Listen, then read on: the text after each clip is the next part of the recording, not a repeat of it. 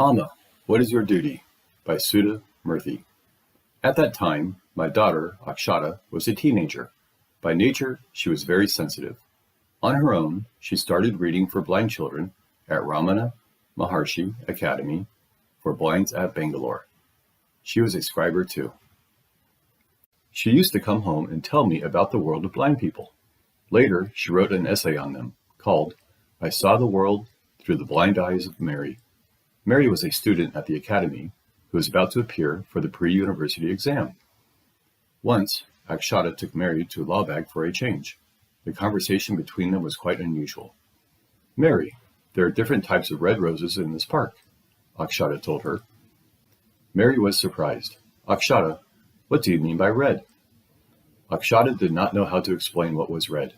She took a rose and a jasmine and gave them to Mary. Mary, smell these two flowers in your hand. They have different smells. The first one is a rose. It is red in color. The second one is jasmine. It is white. Mary, it is difficult to explain what is red and what is white. But I can tell you that in this world there are many colors, which can be seen and differentiated only through the eyes and not by touch. I am sorry. After that incident, Akshata told me, Amma, never talk about colors when you talk to blind people. They feel frustrated. I felt so helpless when I was trying to explain to Mary. Now I always describe the world to them by describing smells and sounds, which they can understand easily. Akshata also used to help a bright blind boy called Anand Sharma at this school. He was the only child of a school teacher from Bihar. He was bright and jolly. He was about to appear for his second pre-university exam. One day, I was heading for an examination committee meeting. At that time, I was head of the Department of Computer Science at a local college. It was almost the end of February. Winter was slowly ending, and there was a trace of summer setting in. Bangalore is blessed with beautiful weather. The many trees lining the roads were flowering, and the city was swathed in different shades of violet, yellow, and red. I was busy getting ready to attend the meeting. Hence, I was collecting old syllabi, question papers, and reference books.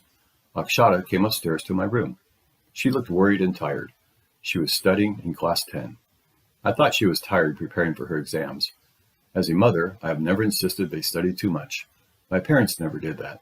They always believed the child has to be responsible. A responsible child will sit down and study on her own. I told Akshata, don't worry about the exams. Trying is in your hands. The results are not with you.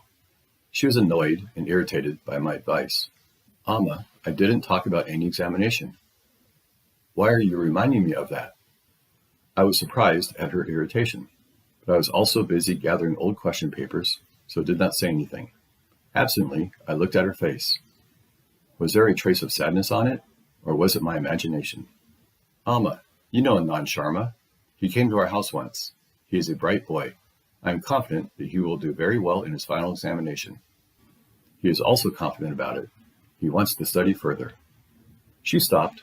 By this time, I had found the old question papers I had been looking for, but not the syllabus. My search was on. Akshata stood facing me and continued. Amma, he wants to study at St. Stephen's in Delhi. He does not have anybody. He is poor. It is an expensive place. What should he do? Who will support him? I am worried. It was getting late for my meeting, so casually I remarked, Akshata, why don't you support him? Amma, where do I have the money to support a boy in a Delhi hostel? My search was still on. You can forfeit your birthday party and save money and sponsor him. At home, even now both our children do not get pocket money. Whenever they want to buy anything, they ask me, and I give the money. We don't have big birthday parties. Akshata's birthday party would mean calling a few of her friends to the house and ordering food from the nearby fast food joint, Shanti Sagar. Amma, when an educated person like you, well-traveled, well-read, and without love for money does not help poor people, then don't expect anyone else to do. Is it not your duty to give back to those unfortunate people? What are you looking for in life? Are you looking for glamour or fame?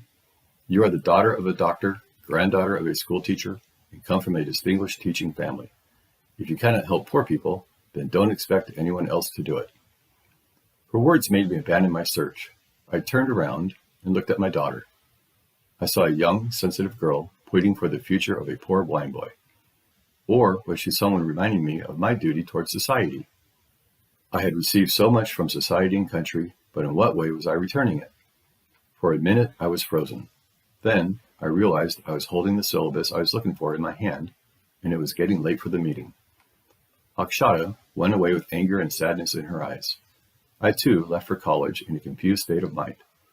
When I reached, I saw that, as usual, the meeting was delayed. Now I was all alone. I settled down in my chair in one of the lofty rooms of the college. There's a difference between loneliness and solitude. Loneliness is boring, whereas in solitude you can inspect and examine your deeds and your thoughts. I sat and recollected what had happened that afternoon. Akshata's words were still ringing in my mind. I was 45 years old. What was my duty at this age? What was I looking for in life? I did not start out in life with a lot of money. A great deal of hard work had been put in to get where we were today. What had I learned from the hard journey that was my life? Did I work for money, fame, or glamour? No, I did not work for those. They came accidentally to me. Initially, I worked for myself, excelling in studies. After that, I was devoted to Infosys and my family. Should not the remaining part of my life be used to help those people who were suffering for no fault of theirs? Was that not my duty? Suddenly, I remembered JRD's parting advice to me. Give back to society. I decided that was what I was going to do for the rest of my life. I felt relieved and years younger. I firmly believe no decision should be taken emotionally. It should be taken with a cool mind and when you are aware of the consequences. After a week, I wrote my resignation letter as head of the department and opted only for a teacher's post. I'm ever grateful to Akshata for helping bring this happiness and satisfaction in my work and life. It means more to me than the good ranks I got in school and my wealth. When I see hope in the eyes of a destitute, see the warm smile on the faces of once helpless people, I feel so satisfied. They tell me that I am making a difference. I joined Infosys Foundation as a founder trustee. The foundation took up a number of philanthropic projects for the benefit of the poor in different states of India. I received many awards on various occasions. One of them was the Economic Times Award given to Infosys Foundation. As a trustee, I was invited to receive this award. At that time, I remembered my guru. Now, she was a student in the USA. I told her, at least for one day, you must come for this award ceremony in Bombay. If you had not woken me up at the right time, I would not have been receiving it today. I want you to be present. I will remain indebted to Akshata forever for the way she made me change my life and the lesson she taught me. Thanks for listening. Have a wonderful day.